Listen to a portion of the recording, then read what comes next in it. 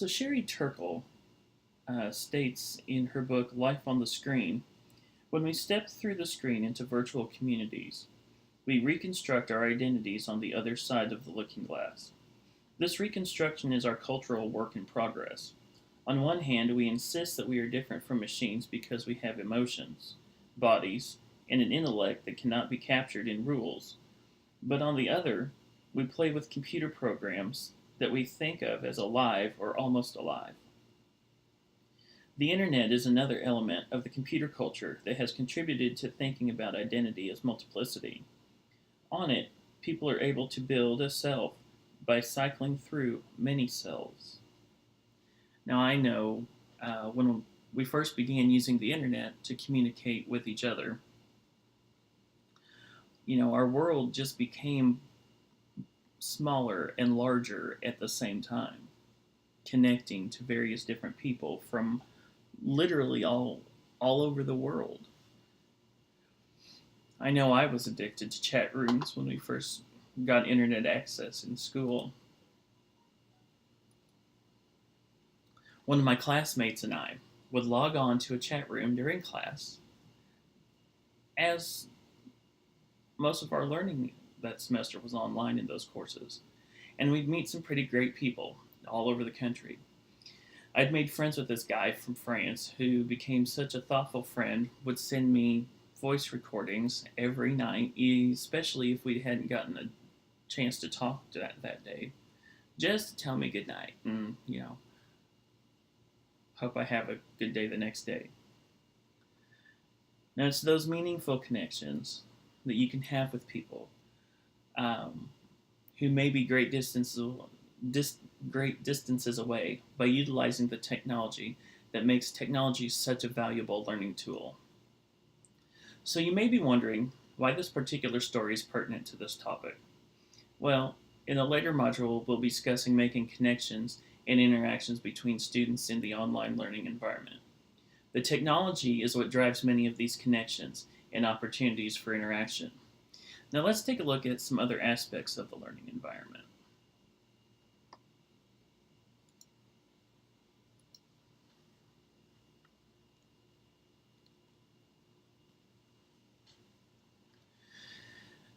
Initially, content-driven courses were the ideal design for online learning, which tends to work best for large class sizes. However, interaction has become more prevalent in the design of courses as course sizes are becoming smaller and easier to manage. Both the instructor and the learner have more opportunities for interaction when the class size is smaller. And, this is just typical. We see this in traditional classrooms as well. Um, Students can have more one on one interaction with the instructor when the class size is smaller. And also, in smaller class sizes, and that we've actually discussed before, um, discussion is managed a lot easier. Um, More people can participate in the class discussion in a smaller size course rather than a large size course. Now, I wanted to give you just some examples of the tools, the software tools that we use in the learning environment. You can see we have Google Hangouts.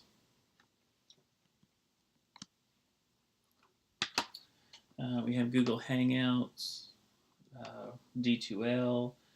In the middle, we have Blackboard and Moodle, two other learning management systems.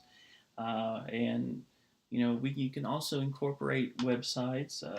Have a WordPress website that I built for the course, and a Facebook page that we'll be utilizing uh, in our live discussion session.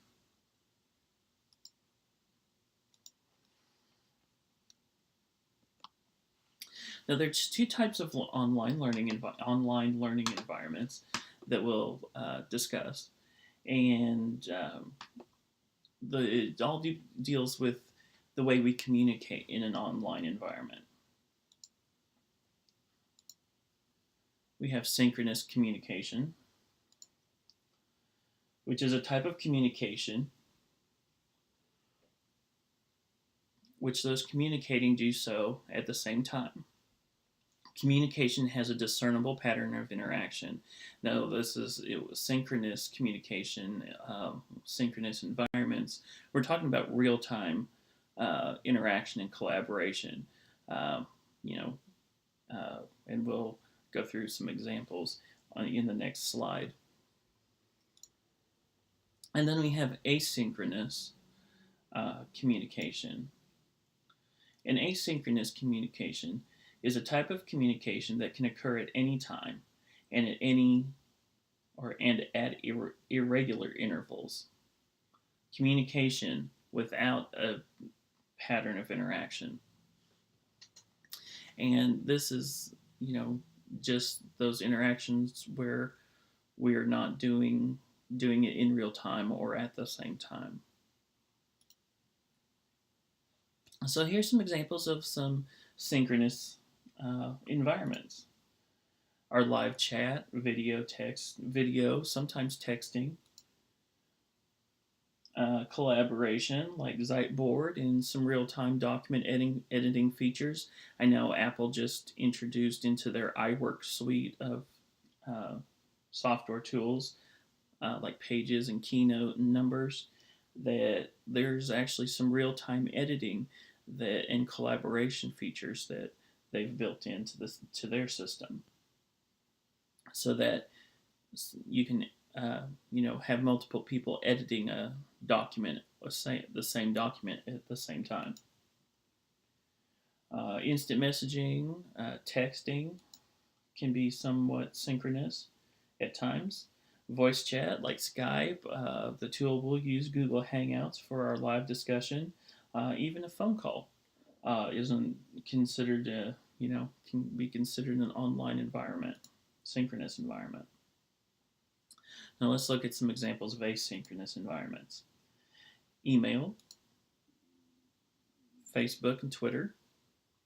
And the reason these are asynchronous is because you can send an email or you can send a message on some of these other forums, and the person you're sending the message to may not respond immediately.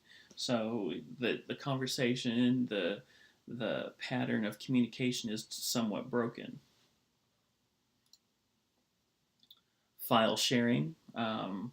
You upload a file for somebody to download and edit. They re-upload it so you can go back and check it, see their changes or corrections. And discussion boards, blogs, other features of communication tools on websites that don't have that pattern of interaction. Now, another thing that is important in the online learning environment is actually planning. Planning and time management. You need time to set up the equipment and the software for both the instructor and the learner. Prepare for technical support or outages.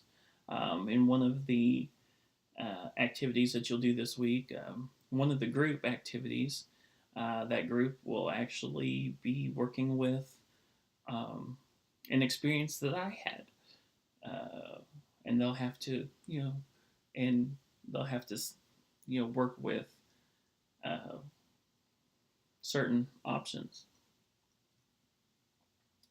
Devise a plan for possible alternate delivery. What if your learning management system goes down and you have to, you've scheduled a live session where your students are supposed to click on a link to connect to? Or what if you're supposed to deliver some other form of content through your learning management system, and for some reason the system becomes inaccessible? How are you going to deliver the content to your students? Synchronous and planning is important, because a lot of your synchronous sessions that you might choose to do in group collaborations need to be centered around the learner's availability. you know, one of the things that we try to do with our live discussion is to have, not just because of the limitations of the software, um, but to have two sessions just for time management. So, knowing that we were had an online week, we didn't have to actually come to campus for class on the 10th. That there would be uh, there could be some time delay in attending one of the live sessions. So that's just a brief introduction to why the online learning environment itself is important to building online learning communities.